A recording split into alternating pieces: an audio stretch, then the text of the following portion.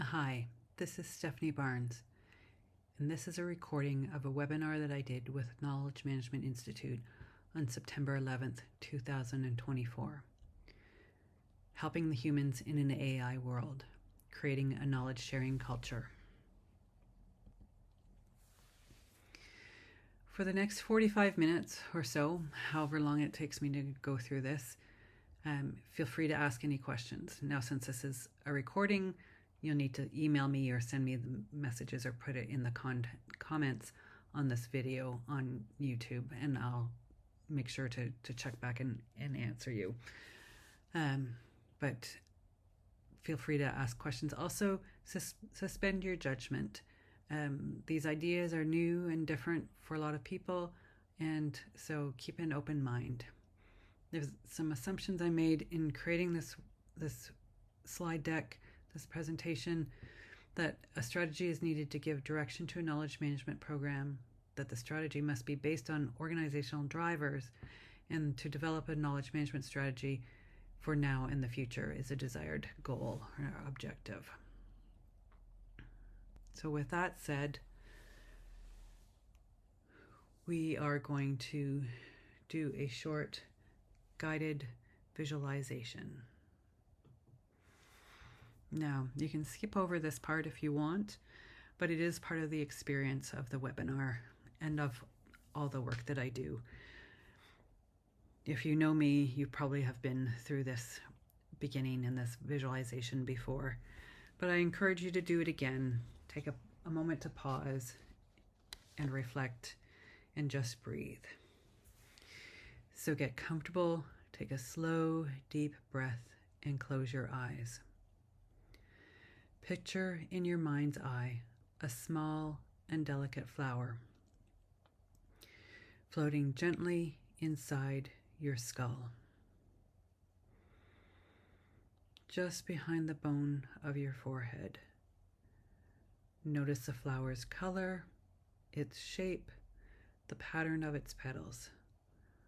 Let the flower drift slowly downward, gliding gently down your throat into your rib cage, drifting down and down between your lungs, downward, gently downward, coming to rest in the lowest place in your abdomen,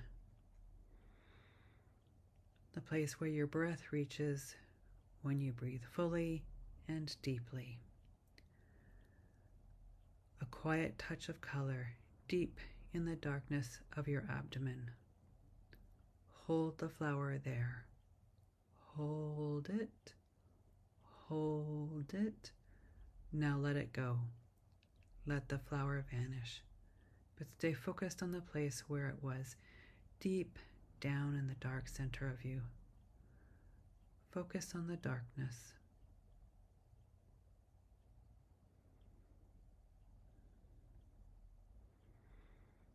Now, when you're ready, and only when you're ready, open your eyes and come back into our virtual room.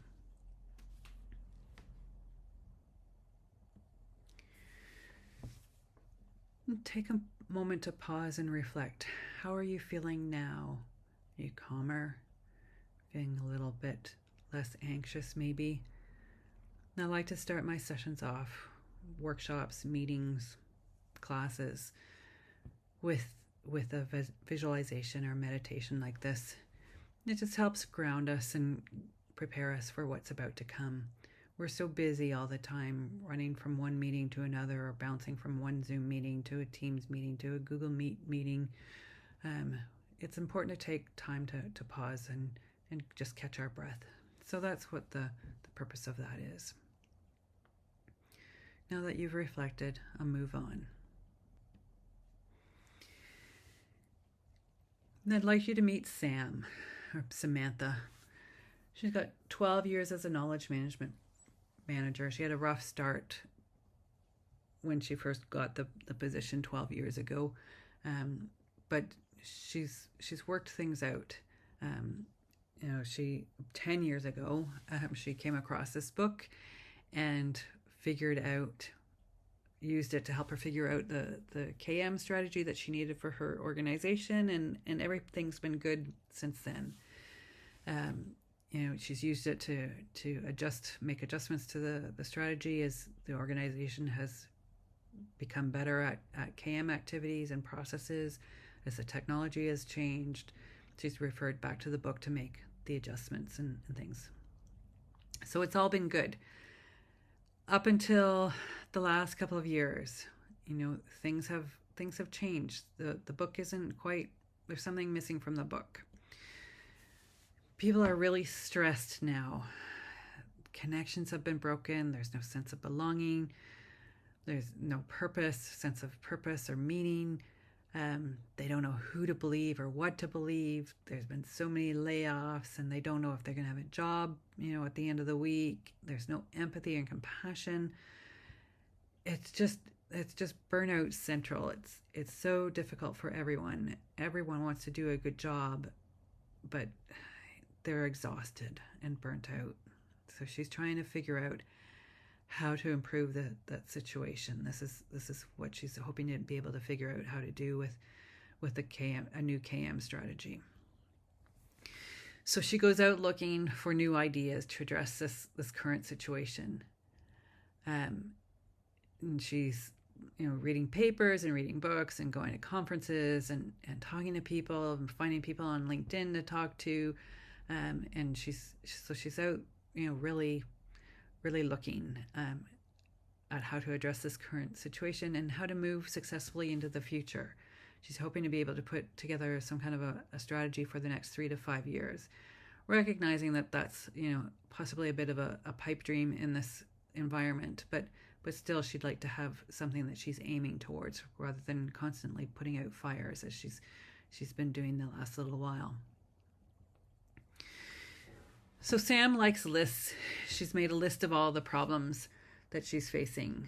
None of them have to do with technology. It's really not about the technology at all. She's got a handle on the tech. She knows, to involve the users and understand the processes and how they talk about it and make sure it's all aligned and actually helping them. She works with IT quite closely to make sure the right platforms get picked and the right apps. And so it's really not about the technology. It's definitely on the people in the process side of things. And so, these are the challenges that she's facing about people aren't sharing knowledge the same way that they did. They need to be more innovative and solve more problems and solve problems differently than they have in the past. The world is different than it was 5 years ago, and she's trying to figure out how to deal with this and deal with all these interpersonal issues around people and how they share and how they collaborate and work together and problem solve together. So she wrote down this list, and there's 11 things that she's going to keep in the back of her mind as she goes forward in her research. I suspect that many of you have these same challenges in your organizations and are wondering what to do too. So stay tuned and see what Sam figures out. So in short, as I said, she's trying to help the humans. It really is a human problem. It's not a technology problem. And so she's looking at that. And part of that, she thinks about, well, what are humans good at? Well, let's set the technology aside. Let's set all the AI stuff aside. What are humans good at? Humans are good at creativity. They're good at generating new ideas. They're good at empathy and emotional intelligence. They're good at adapting quickly to changing conditions, especially when they have the right supports around them. So there's this other list of what are humans good at. So she's kind of putting these two lists side by side as she moves forward. And in her research and digging around and Google searches, she discovers that one of the authors of the book that she's been using for the last 10 years, has this new idea called Radical KM, Radical Knowledge Management, which is still people processing technology, but adds creativity, adds arts-based interventions to encourage people to go back to the roots of how they learn, because she knows at the core knowledge management is about learning, and people learn when they're being playful and creative and curious. And so this is what Radical KM is all about, and it encourages continuous learning through all these activities. So she's really encouraged by this, that there's a potential solution. And so she keeps digging into Radical KM and recognizes that the vision for KM that Radical KM presents is sustainable and holistic, which again she gets excited about, because this is something that, you know, work has become unsustainable. The way that they're working in her organization is just not sustainable. People are working too many hours, are too stressed out about a variety of things.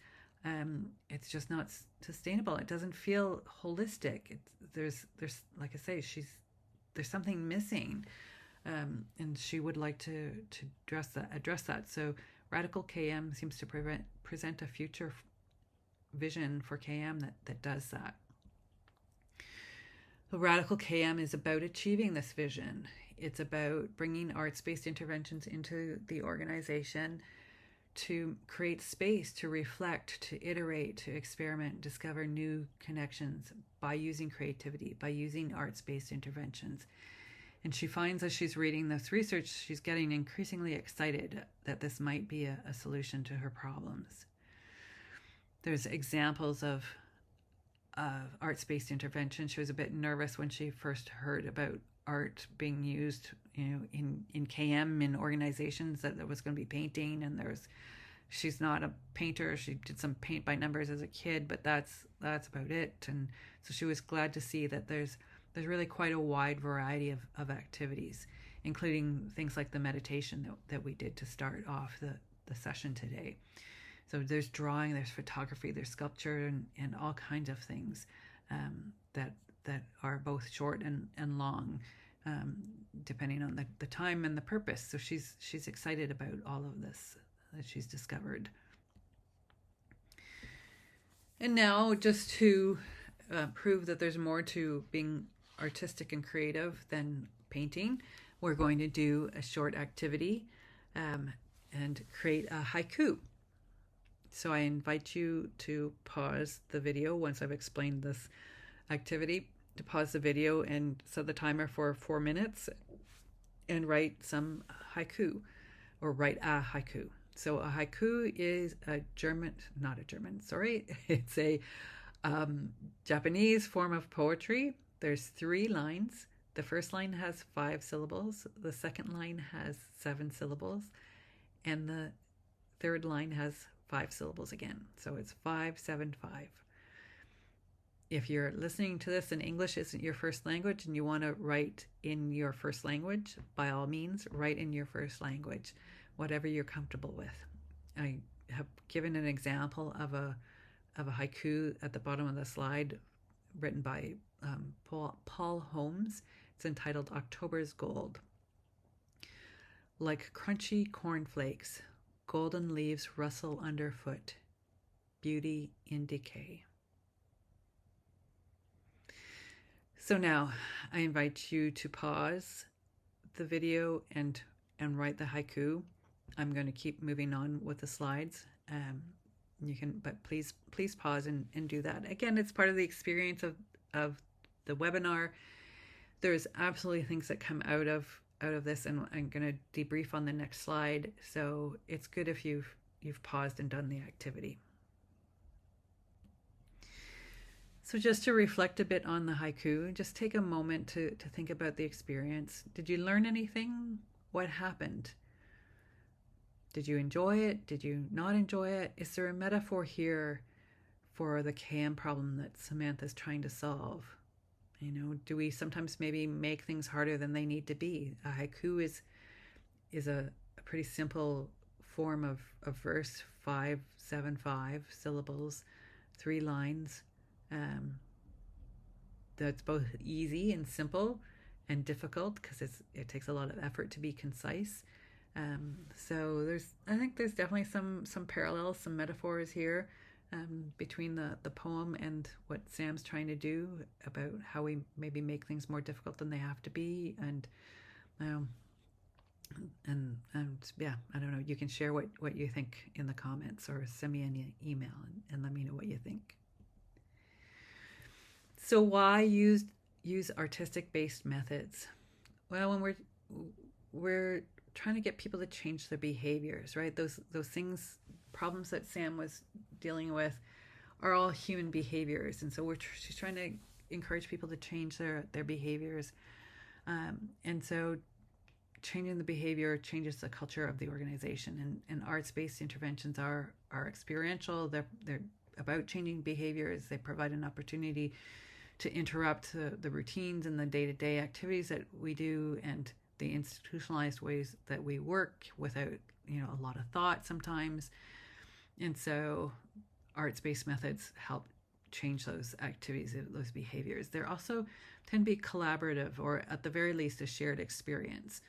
Now I know today, the way that we're doing this with the recording, that it's not collaborative, but normally in a setting, even if we're writing poems together, which is the individual writing, is an individual, but we come together and share that experience, and share our experience of writing that. So there is an element of collaboration and trust building, knowledge sharing in that experience, just because we've done it all together. So this all helps build trust and psychological safety and all those good kinds of things. So what do arts-based interventions solve? What problems do they solve? A whole host of problems. They help people who are stressed. There's a mental health issue, aspect of it, and helping people being stressed and take care of the mental health helps develop a sense of purpose and engagement, a sense of belonging, helps develop a sense of agency, and helps build critical skills, because it helps us pause and say, hold on, wait, this doesn't seem right, I have a question. Just the act of slowing down and breathing and go, oh no, I think I need to ask this question. This doesn't feel right to me. I don't understand this, or think that there's another piece of this that needs to be shared. So just that act of slowing down helps encourage creativity and critical thinking.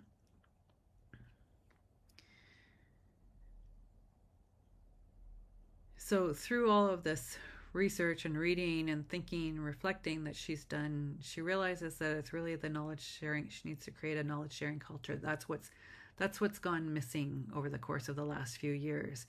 This culture that they once had, because people knew each other. They had lunch together. Now everyone's working remotely, and while the productivity is there, the relationships aren't. And so she knows that improving the relationships will improve the productivity in turn.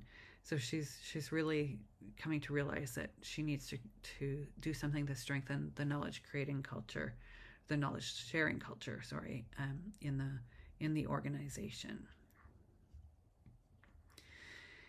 And just to double check that she's right on this, that she's not missing anything or not misremembering anything, she goes back to the ISO KM standard and looks at the definition of knowledge sharing culture there, and looks through the yet another list, and make sure that these are the things that will address the challenges that she's facing, and that she's made on her other two lists. They all connect together, so she has a sense of relief. So she looks a little bit further, does a bit more research. There's another paper come out, and she's found Stephanie's blogs on the Reworked site, and so she knows that there's a tie into the life cycle, that there's possibility for artistic interventions at the beginning where knowledge is being created. You can also call knowledge creation innovation, and later on, when there's some additional acquisition and management of the documents in the life that are in the life cycle already, so they're being updated and things. There's some possibility later on to that refinement process. So she's quite encouraged to find this and find the process flow that, again, is mapped out in one of the articles, that basically says anytime people come together, there's a possibility to insert a creative activity. It could be small, like the activities we've done today in this webinar, but it could be something bigger. Maybe it's a 2-day or 3-day strategy workshop, or strategic workshop that she's doing or participating in, and they bring in some bigger artistic interventions like painting, or maybe something musical or theatrical. Bring in an expert from outside, perhaps, if it's something that no one internally has comfort delivering. But there's a lot that they can do on their own. They don't necessarily need to bring in somebody from outside. Sam definitely believes, now that she's reading all of this and experimenting it with it in her personal life, that she believes that we are all creative. We all do have artistic capability. It's just to be brave enough to try it out and show it, at least to ourselves, if not the rest of the world. So Sam thinks she's found the silver bullet, the answer to her prayers, the one thing that was missing that will make a difference. And she's relieved. Yes, it might mean tearing down some old ideas and notions about how work gets done, but she really feels that building it back up, putting it back together, will really improve morale, improve engagement, improve all kinds of aspects about how they work in the organization. So she's quite excited. She does, however, feel a little bit uncertain, a little bit afraid. The accountant in her is a little bit, anxious about this whole thing. And she realizes that it's normal to feel afraid when you do something new, and that there are some things that you can do to help get you through the fear. And she definitely wants to get through the fear. So she's going to find some people to support her, probably the KM team. She's going to start there and educate them and get them on side. She's going to break things down into manageable steps and, not try and do everything all at once. She's going to challenge, when she has negative beliefs. And this is really the hardest part, is the things that we tell ourselves why we can't. Because a lot of times people really are open to this. They might resist a little bit in the start, which is why it can be important to try different things to see what works and what doesn't work, and pick friendly people first, not the people that will be the most difficult. But you'll be surprised. There's often people, that have some kind of artistic or creative training in their background, and they're really excited to be able to bring it to work and help the organization, help the teams, help themselves be more productive and efficient and be better team members and leaders. And so you might be pleasantly surprised. A lot of the negativity is really in their heads. There's a lot of good that comes out of this. So she's feeling a little better when she made this list of things, or found this list of things to help her get over the fear and do it all anyway.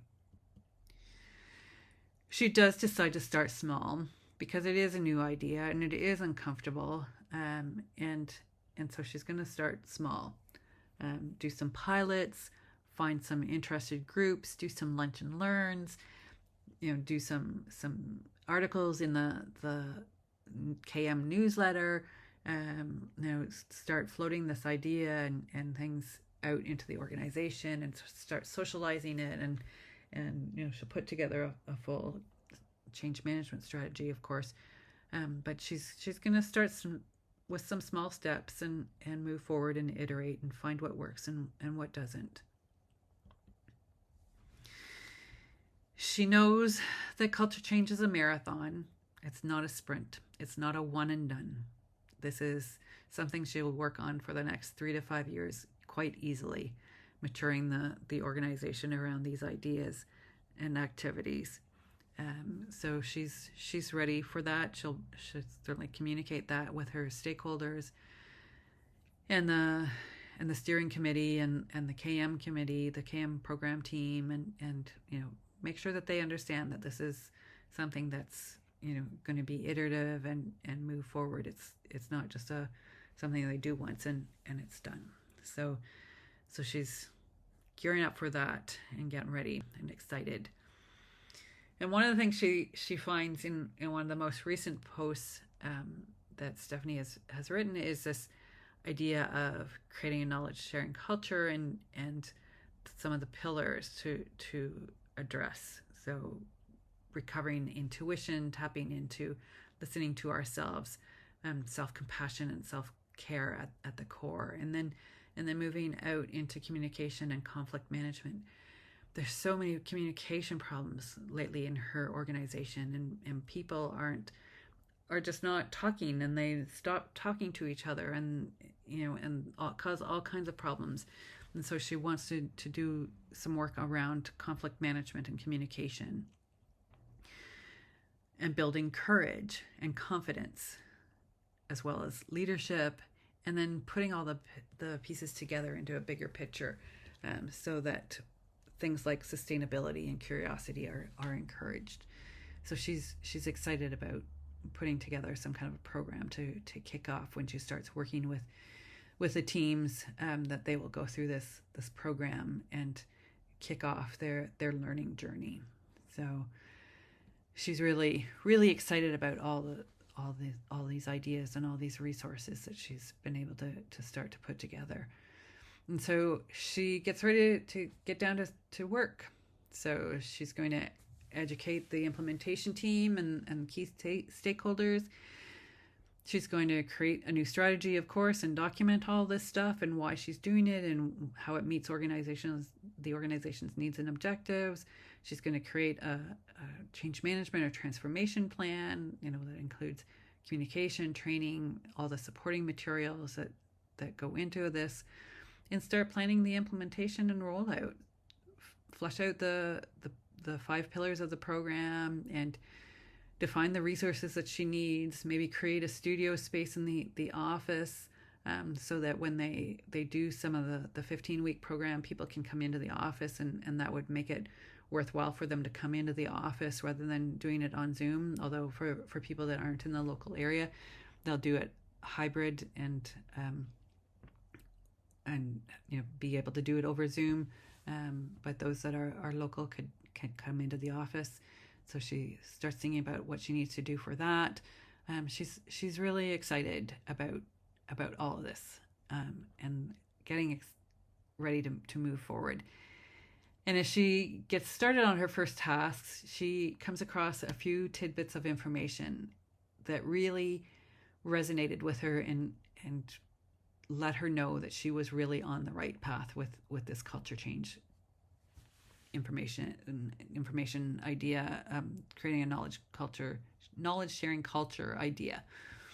She comes across this, now it's a bit old, but comes across this IDC data that said Fortune 500 companies lose a combined $31.5 billion per year from employees failing to share knowledge effectively. Now, this is from 20 years ago, so imagine what it is now. So she's like, yeah, I'm on the right track with this. She comes across this idea that creativity is what differentiates us from AI, and that consciousness is not an algorithm. And so she's, again, excited by this. Consciousness is not an algorithm. She's going to make that, part of her tagline for the program, she thinks. And of all the bits and pieces she came across, this is probably her favorite, this quote, because this is something that she's really been quite concerned about with all the technology focus in the last few years. And that's that the real danger is not that computers will begin to think like humans, but that humans will begin to think like computers. We lose so much when we think like computers. So now, if this was live, you would be able to ask me some questions. And certainly when I did it live, we took questions for about half an hour. Um, so there was quite a lively discussion and Q&A. So I'm sorry that you're missing that, but feel free to reach out to me if you have questions or want to talk more about this. This is my contact information, so feel free to write it down. Reach out to me on LinkedIn or send me an email, give me a call, book a Calendly appointment with me, 30-minute virtual coffee with me if you want to know more. There's also some other resources for further learning. There's some published work that's out there. Some of it's behind a firewall, so if you'd like a copy of the papers, get in touch and I can send you the PDFs. There's also the reworked column that I write. It's an occasional, was meant to be monthly, but it's not worked out that way. But there's 10 columns out there now, so yeah, take a look at those. There's some classes. I have a little asynchronous course set up. It takes a couple of hours to do. Just goes through the basic ideas of Radical KM. It's free. You can go and do that free at radicalkm.institute. I have a regular class that I do once or twice a year with Knowledge Management Institute. The next one, as of this recording, the next one is coming up in October. So feel free to get in touch with them or check their website. It's 4 half days. That allows for people to reflect and think about and do some painting on their own. And yeah, just slow things down a little bit, give people some time to think and reflect. So that's out there as well. And like I say, get in touch with Knowledge Management Institute and talk to them or check their website if you want more details about that. And I can always do a custom class or program for your organization too. So just if you're interested. This is a partial book list. The full book list is like 50 books now. So if you want the full book list, again, reach out to me. But this is some of my favorites, especially the second one. But well, no, I'm not sure that I should pick favorites. The second one has a case study in it that I really liked about the Danish government and their KM team that implemented these ideas and the impact that it had. So that it's a bit expensive, but the book is really good. Has some good research in it. So and if you just want the case study, reach out to me. I can give you the case study. And that's it. Thank you for joining me for this recording. Like I say, if you have any questions, feel free to reach out and get in touch. Thanks. Bye.